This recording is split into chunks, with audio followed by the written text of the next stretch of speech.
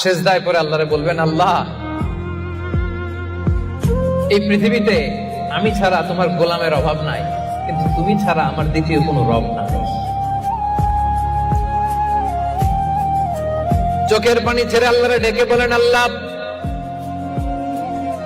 এই জমিনে আমি ছাড়া তোমার গোলামের কোনো অভাব নাই, কিন্তু তুমি ছাড়া দ্বিতীয় কোনো রব আমার নাই, তুমি ছাড়া দ্বিতীয় কোনো জায়গায় চাওয়ার সুযোগ আমার নাই।